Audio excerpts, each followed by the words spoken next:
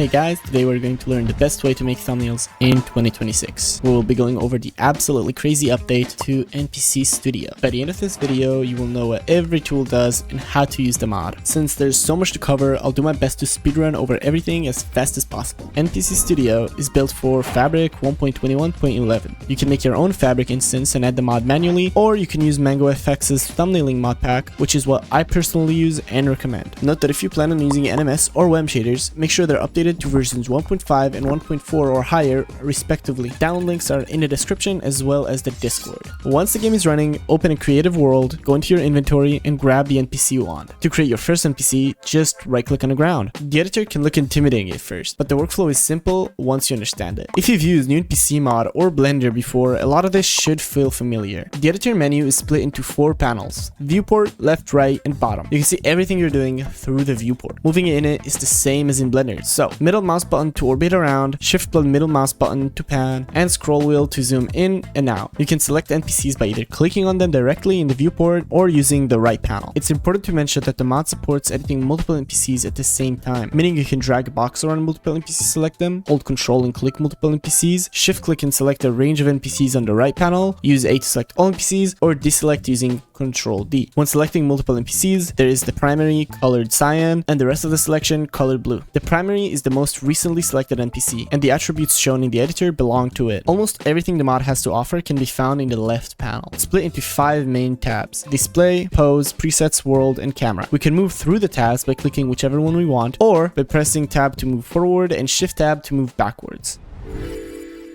Starting with display tab, you can choose Steve, Alex, any of the Minecraft mobs, or a custom blockbench model. Later, we will see how to actually import custom models properly. To pick a skin, click on choose. In here, you can either choose one of the official Minecraft skins, or you can use the download button to download whichever skin you want. You can then click on the importer to open the storage folder. In here, you can organize skins into their own subfolders, rename, delete, add, do whatever. The cloak menu behaves the exact same way as the skins menu. You can also set the NPC name tag color, and visibility for that name tag. I usually have this turned off, but if you want it, it's there. Moving down, we can turn sneaking, leaving, and shadow on or off. And here comes one of the best parts of the mod: animations. In here, you can select an animation you want as the base of the model instead of a standing pose. This does not only work for player NPCs, but also mobs and custom models. So, if a mob has an idle, walk, attack, or an imported animation, you can use that as a starting point and then pose on top of it. If I missed any mobs, join the Discord, discord.gg/ndh, and let me know. The mod in the inventory tab, you can add or remove items by either clicking on a slot and using the inventory that opens, or just using the NPC like an armor stand outside the editor. Some mob models also expose extra slots,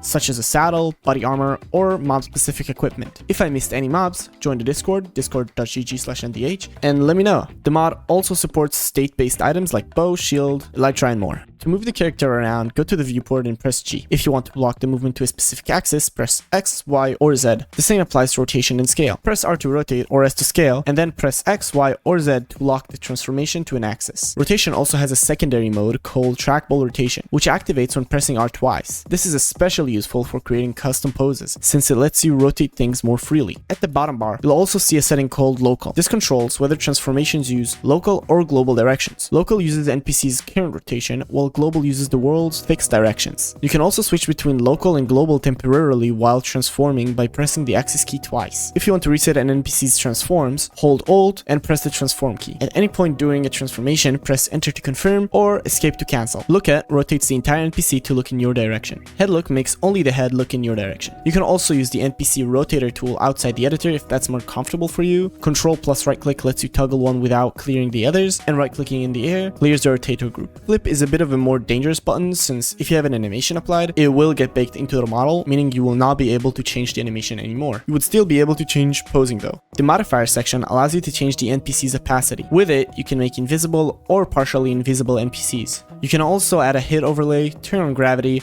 or deactivate the NPCs from here. Deactivation hides the NPC entirely. In the editor, deactivated NPCs will show as half translucent with a red overlay so they can be easily located. If you want to do this without opening the editor, use the NPC deactivator tool. Just right click an NPC to toggle it. Duplicate is used for creating multiple copies of the selected NPC quickly. There are a few modes: line, square, and circle. You can control the amount of NPCs, the offset, the spacing, the radius, and random noise. There are also options for what the duplicate should create. You can duplicate NPCs normally or make block NPCs. Block Block NPCs are just frozen NPCs. They are basically NPCs converted into blocks, which is useful for large crowds or background characters you need thousands of. The important distinction is that normal NPCs stay fully editable, while block NPCs are more like frozen copies turned into blocks with very limited editing options. I recommend using block NPCs only when you need massive crowds. They are much lighter on performance, so you can have hundreds of thousands of them at a time. Variants allows the user to control exactly what gets duplicated. Each variant can have its own preset, skin, cloak, armor, held items, name tag, tags, and weight. The weight controls how often that variant appears when generating duplicates. So if one variant has a higher weight, it will appear more often. This is great for crowds. You can have a few skins, a few armor sets, or a few player presets, then let the mod spread them out automatically. You can also save and load variant sets right here, and if you want, you can use the NPC stamp tool if you are more comfortable with that. Let's continue to the pose tab. Here you can alter the pose however you want it to look. You can also double click an NPC to go straight to posing it from any other tab. In here we have the outliner section and the transform section, which we are already familiar with. The outliner shows all the bones or body parts of the model. For a player, this means things like head, body, arms, legs, and held items. You can select one bone or multiple bones using Control and Shift. Control lets you add or remove bones from the selection. Shift lets you select a range in the outliner. The eye on the right of each bone can enable or disable the visibility of that specific bone. Like I said earlier, we can also use the viewport to select bones directly. As you can see, held items can also be transformed to whatever position you want them to be, which I think is really useful. The mod also supports bone parenting, which is a more advanced feature that allows users to decide the exact bone hierarchy for the model. To use it, select the bones you want to parent to each other, then either right click and press parent to active, or press Ctrl plus B. You can also clear parenting by right clicking and unparenting, or by pressing Alt plus B.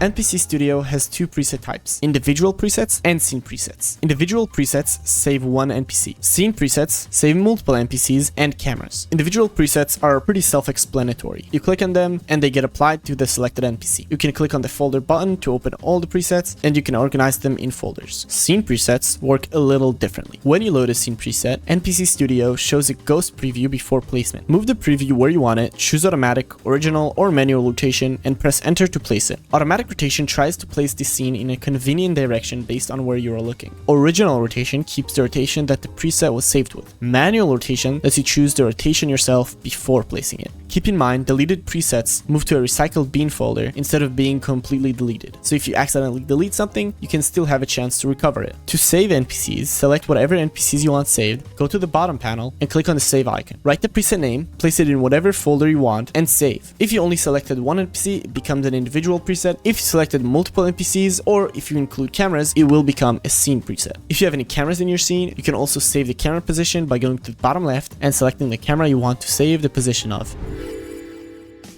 The World tab is for changing how the world looks around the NPCs. This is where you control lighting, sun, moon, clouds, game rules, and drop item behavior. The first section is game rules. These game rules run automatically when you open a world, so you don't need to run the commands manually. You can also set whether to clear, rain, or thunder from here. NPC brights make the NPCs brighter, world bright makes the whole world brighter, time of bright lets the mod control the visual time for the scene, and light rotation lets you rotate where the light is coming from. The sun section, you can change the sun elevation, rotation, scale, and intensity. The moon section works the same. The only difference is that you can change the moon stage, since it has multiple textures. Cloud section lets you freeze clouds, change cloud height, set a seed, or shuffle the seed. Dropped entities is for dropped items in the world. You can disable bobbing, disable rotation, manually rotate dropped items, stop pickup, and disable gravity. Moving on to the camera tab, in here you can control the cameras in your scene. So let's start by creating one. You can either do that through the editor or using the camera tool. You can rename it, delete it, lock it, and view through it by pressing H to enter or exit to select camera view. When you are inside the camera view, use WASD to move around. You can scroll to change the FOV, Control plus scroll changes the camera speed, Z plus X tilt the camera, and C resets the tilt. You can also use number 1 through 9 to switch between cameras, L locks or unlocks the camera, and B toggles the guide overlay. The properties section lets you manually edit the camera position, yaw, pitch, roll, and FOV, and the guide section gives you overlays like rule of thirds, cross, or any image as a guide. Batch screenshots, formerly known as the screenshot feature, has been completely remade from the ground up. Using F7 or clicking the button here, you can open its menu. The batch screenshot screen is split into sources, shaders, NPCs, and output. In the sources section, you can now use the viewport or the cameras you want. Resolution is also controlled from the sources section. Default uses your current window size, while fabric subscriber shot allows for 4K screenshots. You can select all NPCs, no NPCs, or specific groups. This works really well with tags, which we'll see how to actually control in the next section of the video. For example, you can take one screenshot with the main character only, one with the background characters, and one of the terrain. The shaders section lets you choose the shaders you want your screenshots with. You can also favorite so you don't have to scroll through the list every time. You can even override shaders per NPC group, which means a specific group can be captured with a different shader setting if you need that. A practical example for this would be turning on the depth map shaders specifically for the terrain. At the bottom of the shaders section, you can also set the delay. This gives the world and shaders time to settle before each screenshot. There is also WEM cutout support. If you have the WEM shader pack installed, NPC Studio can use it as a mask pass during batch screenshots. That means that the mod can render a normal screenshot, render the WEM cutout mask, and use the mask to remove the background automatically. If you have more than one WEM pack shader installed, you can choose which one should be used for the cutout pass. Just use the little arrow next to the WEM cutout to pick the WEM shader pack. At the bottom, output controls where the screenshots are saved. Instead of only using the normal screenshot folder, you can type whatever folder you want. When everything is done, you can just press on the run batch and the mod will take it from there. Here you can actually add tags to groups of NPCs. They can actually be used for organization and batch screenshots. To do so, just right click and press add tag. If you have block NPCs in your scene, you can select the normal NPC and block NPCs, and using sync to primary you can actually update them. This is also where you can create mounted NPCs. Just select the NPC you want as a mount first, then right click the NPC that should write it and choose mount to primary. In the bottom bar you can find undo, redo, save presets, settings, delete, local/global, snapping, camera preview, and gizmo visibility. All of these are pretty self-explanatory, maybe besides the snapping. Snapping can be used to rotate, move, or scale specific intervals. You can also disable clipping and floating in there.